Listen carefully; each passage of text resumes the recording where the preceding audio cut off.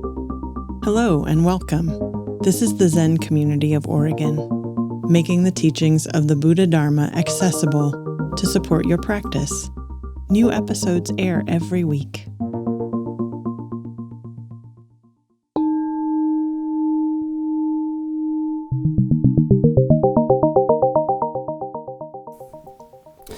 Good evening, everybody. Thank you for being here. Tonight was the first night I felt like we really had the winter energy going on. I appreciate that. I hope it lasts a little while longer. I had a Dharma topic request, which I love. Oh, there's the echo again. Thought I solved it. Do you hear the echo? No? Oh, okay.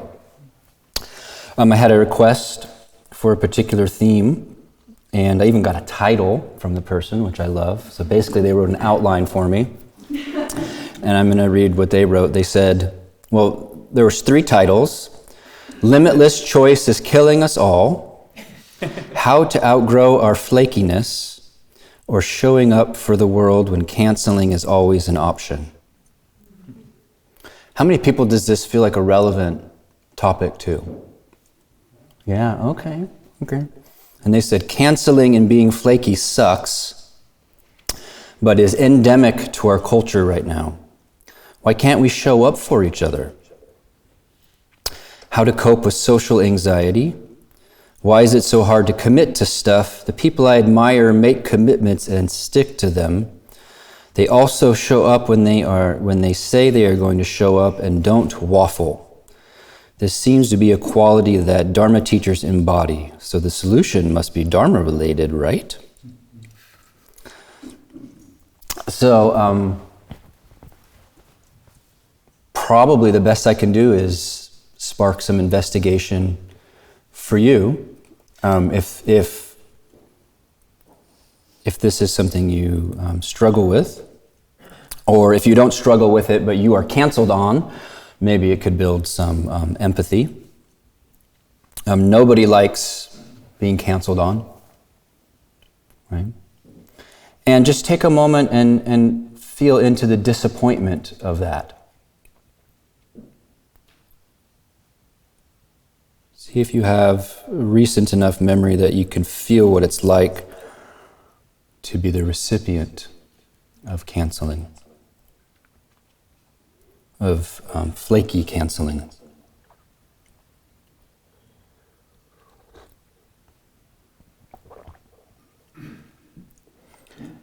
And then see if you have a memory that you can feel into of what your state of mind is when you are the canceller, when you are the flaky canceller. Okay, and of course, we're not talking about times when you are actually sick or something actually comes up. When you are the canceller, how much consideration of the interior of the other person is there for you in that moment? How much are you imagining the impact of that act?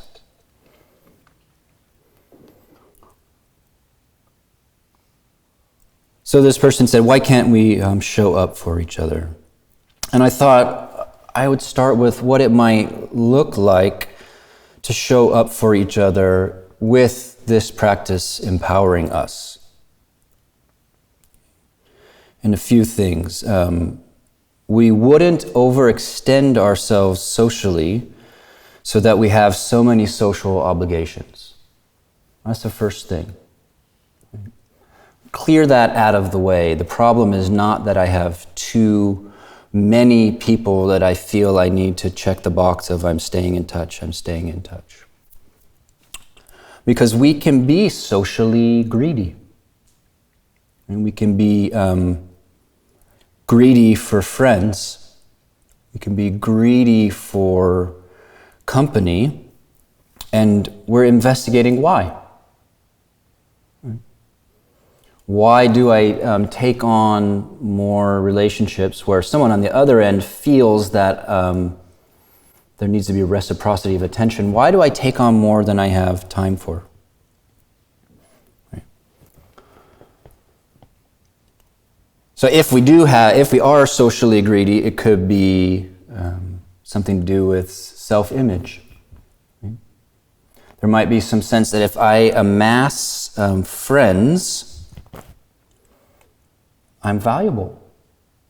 If I amass connections, if lots of people want to hang out with me, I'm getting some sense of affirmation from other people that I am different, special, worthy. And so to investigate if amassing friends is in the equation, and what is underneath that? That's a weird thing. Do people amass friends? They might. They might try to, I don't mean just social media, but I mean try to intentionally enlarge our social network. And what's that for? We could investigate if we think we are socially greedy, do we have an inability to tolerate solitude?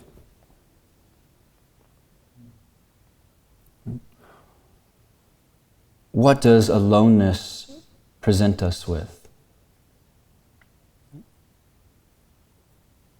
And this person actually said, the person that requested this talk said that there was a moment of feeling lonely, and then they reached out to somebody to ameliorate that loneliness, and they had ambivalence around this person. What does aloneness present us with that is hard to hold, is hard to occupy?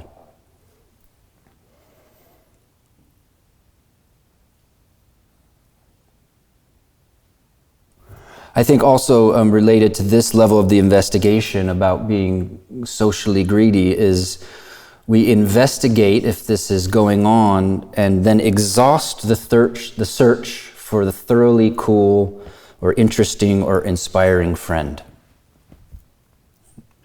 We put to rest the notion that we're going to finally find the person that we always want to be around.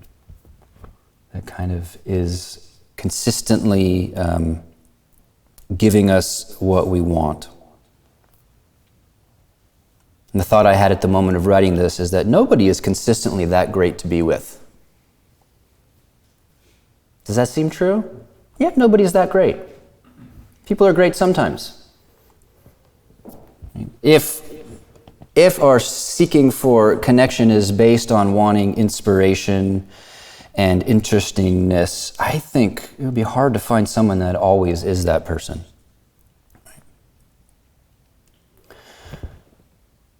So that's kind of, let's call that wave one of the investigation. We'll look at, are we socially greedy, meaning we're wanting and creating more connections than we can actually maintain. And then we flake on people because we simply can't handle all of the apparent obligations we've taken on.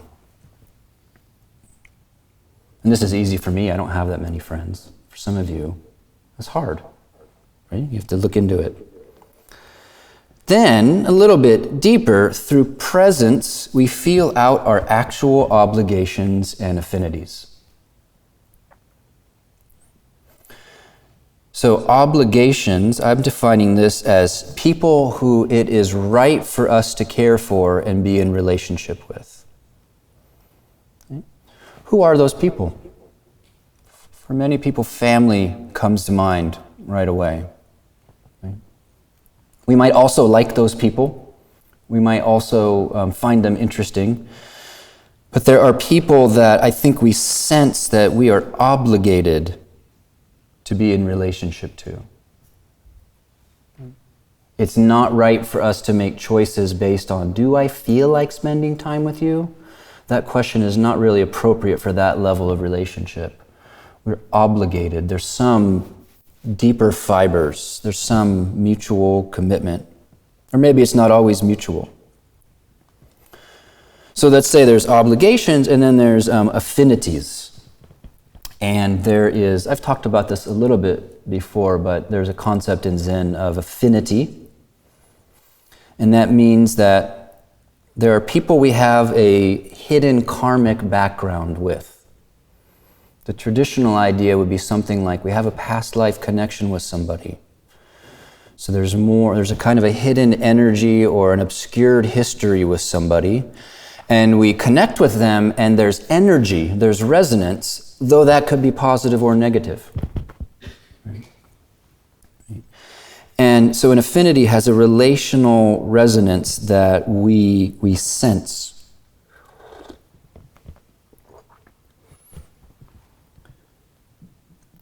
So when we get a sense for how affinity feels for us and how we recognize it, and for what our obligations are, the people that turning away from actually feels wrong, then we can start to simplify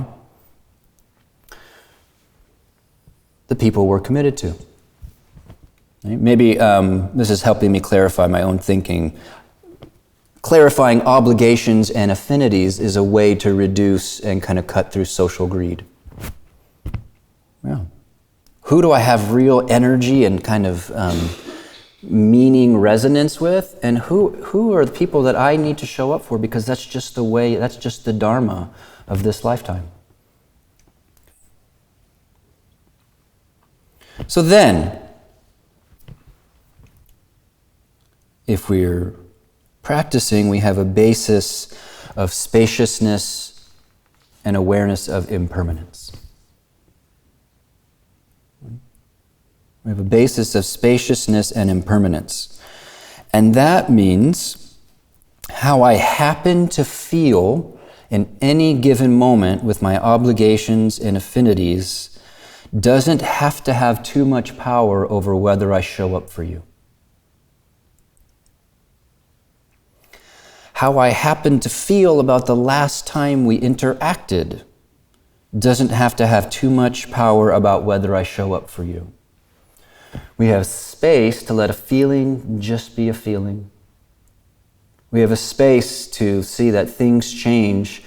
It's part of why I was being snarky about there's nobody that's that cool and interesting. Because if we're in relationship with anybody over time, there are going to be times where they bore us. They are not that interesting. There are going to be times with a friend where we feel like, maybe I should have stayed home. Or a part of us that says, I would have rather hung out with so-and-so. But a mood is a mood is a mood. We can know that if we have a basis in our practice.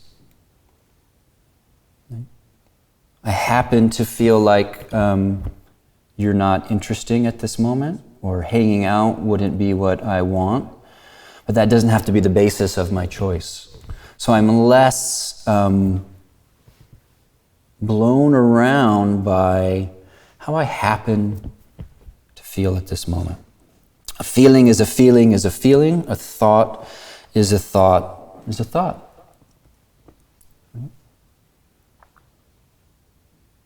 If you think about it, it's a miracle that we show up for each other at all. People who are always in motion, internally, being impacted by external events, being impacted by hormones, weather, job situation, how much sleep we got, what we read on the news, how much practice we've done, what's going on in other relationship, all these factors, right, kind of affecting our feelings. And it's actually amazing when we are consistent for each other.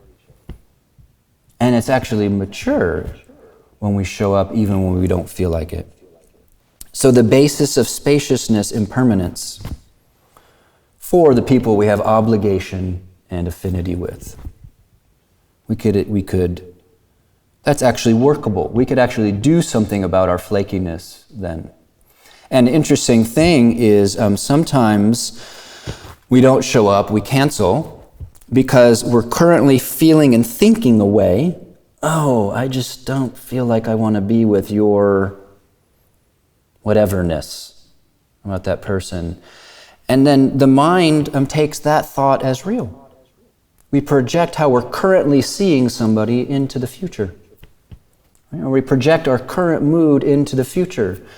really forgetting that a mood is so ephemeral. If we don't renew it, if we don't give rise or let flourish the thoughts that renew particular feelings, they often have a pretty quick lifespan. Pretty quick.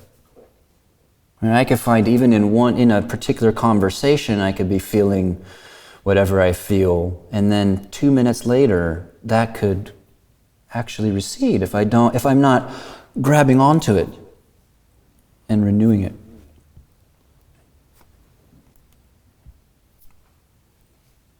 Right, so sometimes actually we would prove ourselves wrong if we kept the commitment. If we didn't flake, we would show up and be like, you know what, it was different than I thought.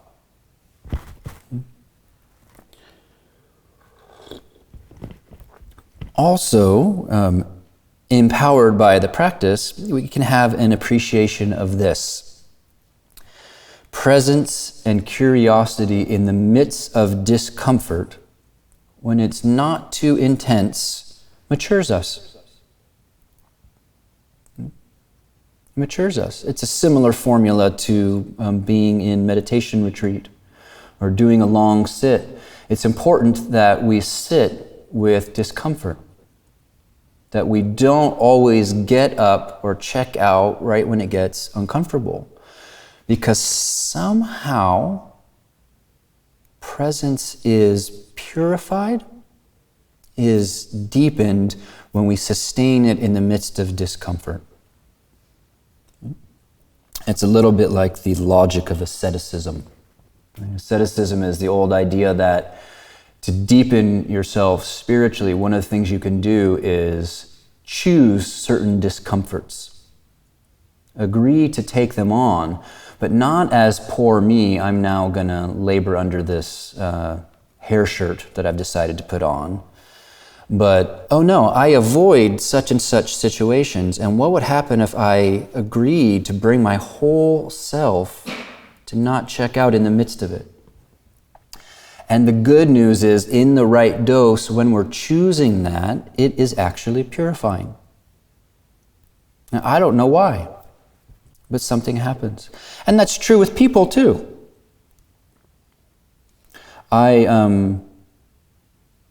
I guess I'm getting towards the age where I can be like an old-fashioned person as technology is developing. And I was reading somebody middle-aged like me lamenting that very young people now are filtering everything they say relationally through AI before they say it.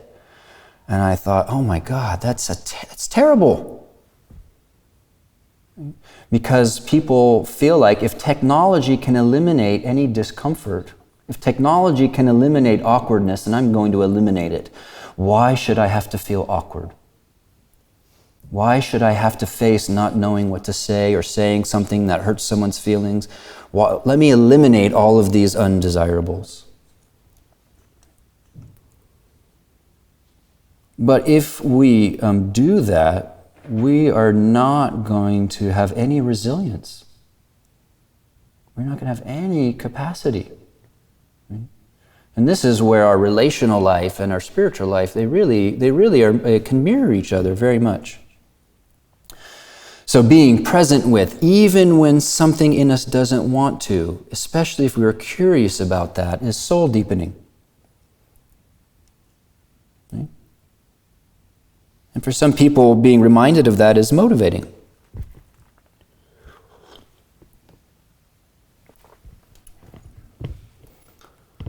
Sometimes we cancel because we don't want to, this is the other side of what I was saying, subject other people to our state of being. Right? I remember times where I've gone through really low mood and I thought, no, so-and-so can't handle me. Right? And that's really interesting. And in a way, that's a culling process of who are our mature companions or who has resilience and who has not cultivated that in themselves. What kind of person is a friend who really is unwilling to be with us when we're sad, low, uninspired, etc. We get to see who other people are for us when we don't pull out because we don't want some state to be seen. Right? I do think there is a time for being alone with our pain. Right? There is a time for that, of course, but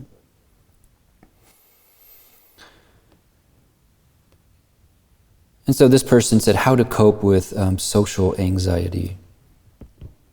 And so suppose a reason that we cancel is social anxiety. Right? So first of all, before we get to why are we anxious, what makes the feeling of anxiety so powerful? Where does that power, why does it have power over us? Just to investigate for yourself your actual relation to the basic texture of social anxiety, or any anxiety for that matter. Anxiety is very close to excitement. Right? It's very close. And we like to be excited. We pay for excitement. People go into movies to get really excited. People go to movies to get terribly frightened. Right? Love that stuff. What is it about social anxiety as a feeling that is hard to tolerate? Now, if it's really extreme for you, if it's tapped into, I'm going to be exiled from the tribe and, stoned to death, if it feels raw and existential, that might be a different kind of issue. But when it's mild, when it's something that we consider a nuisance but still has power over us, why? What is it?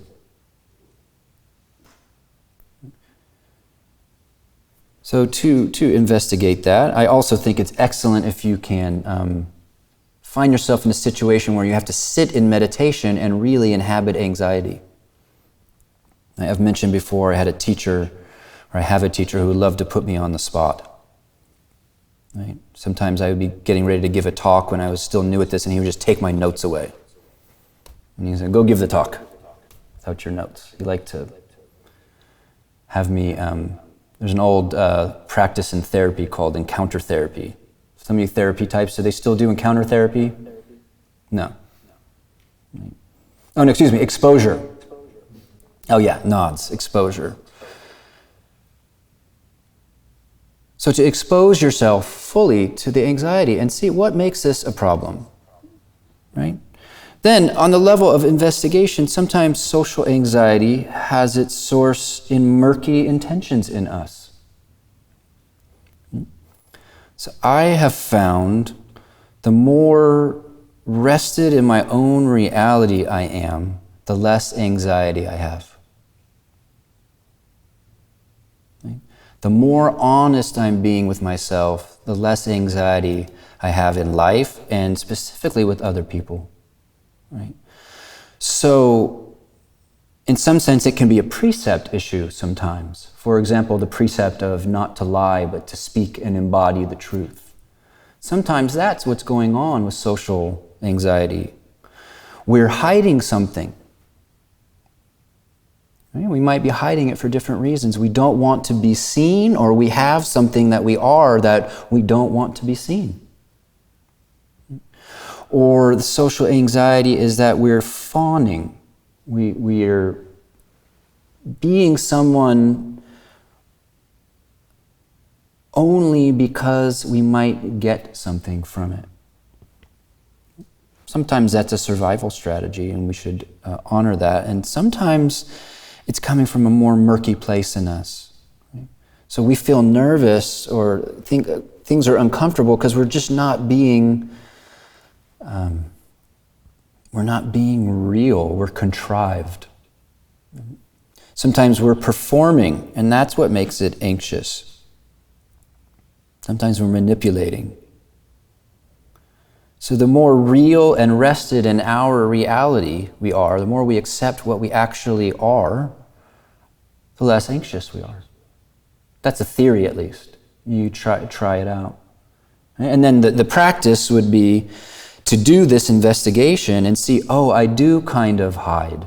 I do pretend that such and such is okay that someone likes to bring up in our conversations. I pretend it's okay, but I don't feel it's okay. Right? Then I can do something about it. Right? I can be forthright.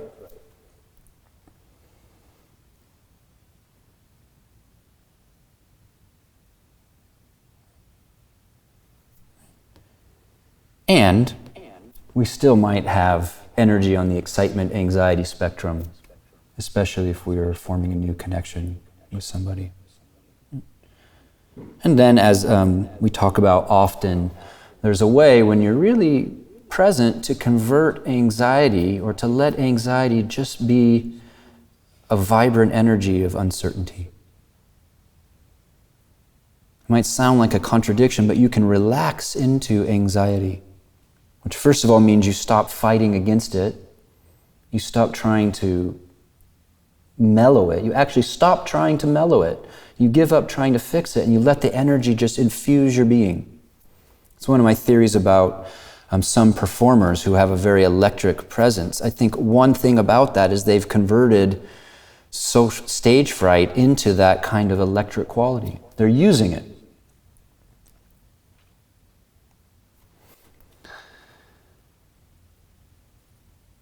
So this person said, why is it so hard to commit to stuff? The people I admire make commitments and stick to them. Well, maybe the internet has broken us. This is actually my first thought. Just think about human beings have never been faced with endless options for new stimulus. Endless options. It makes a library look like an 8-track player. Endless options for stimulus and endless options for commitment. Maybe the internet has broken us. I hope not. But we have more seeming options for how to spend our time than we are wired to handle. Okay? But here are some other thoughts to check out about why it might be so hard to commit to stuff. One reason is that the critical mind sees a flaw in everything. Critical mind that everybody has is never going to one day not see a flaw when it's active. The critical mind sees flaws, and that flaw can give us a reason to hold back. In other words, there's no person and no relationship that our critical mind can't see some about. And so if it's always judging people, if it's always kind of finding the ways that they failed us or their shortcomings, we continually have this sort of reasoning about why we might retract our engagement, about why we might hold back or why we might cancel altogether. The critical mind sees a flaw in everything. Right? So seeing through the critic allows us to maintain our obligations and affinities much easier. Right? Much easier. And in fact, when you begin to see through the critic, you can see how a particular quality might be seen a different way. The critic says somebody is lazy, but actually they might just be laid back.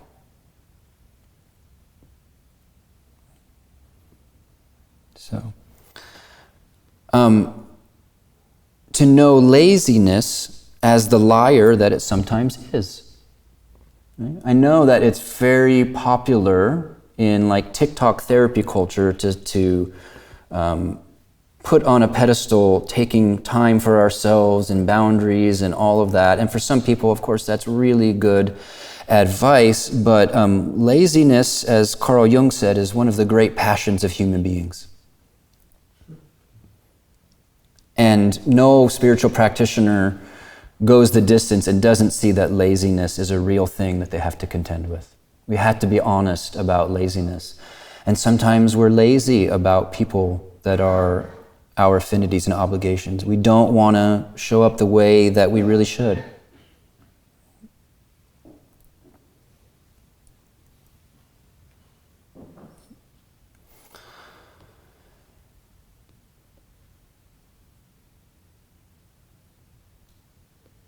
People who practice Dharma also show up when they say they're going to show up and don't waffle, this person said. That seems to be a quality that the teachers embody, so the solution must be Dharma related, right? Well, here are some things about that. As we come to see that our mind is often filled with perpendicular desires, or put it another way, we have too many desires alive in us than are possible for any human being to fulfill. Nobody can really fulfill all of their desires without being an utterly selfish human being. Life is constantly saying, nope, you can't fulfill that desire because here's reality. Desire wants to go this way, but reality is this way. As we come to know ourselves and face this, we simplify internally. And I think it's not that we don't have desires, it's that we prioritize our desires. We come to know what's actually really most important for us to do given our dwindling life. That helps a lot with being able to do what we say we're going to do and show up for who we've created the connections to show up with. And then related to all that, or in a way, sewing it all together, is putting principle and vow before feelings. There's a well-known Dharma teacher, Zen teacher named Kosho Uchiyama. And Kosho Uchiyama said one of the three things that a Zen practitioner does is they live by vow. And that means that we, through coming to really know ourselves, through exposing laziness, through getting to know our priority desires, we really make firm commitments.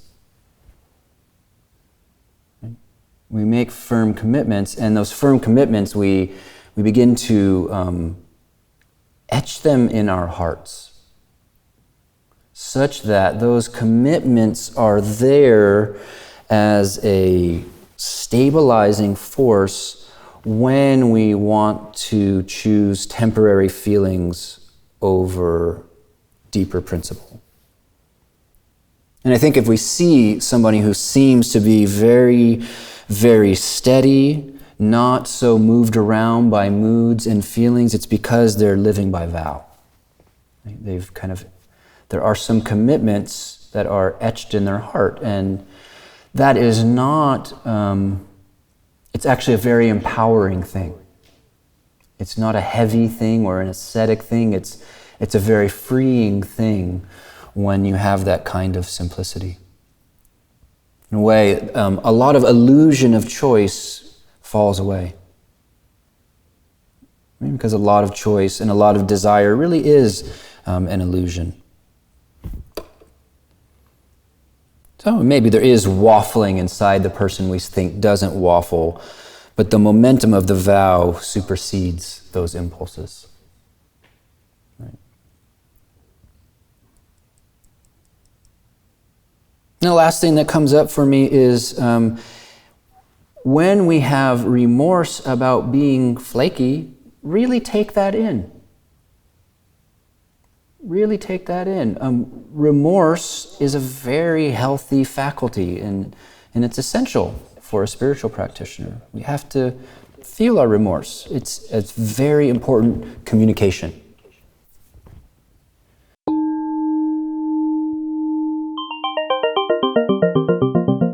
Thank you for listening to the Zen Community of Oregon podcast, and thank you for your practice. New episodes air every week. Please consider making a donation at zendust.org. Your support supports us.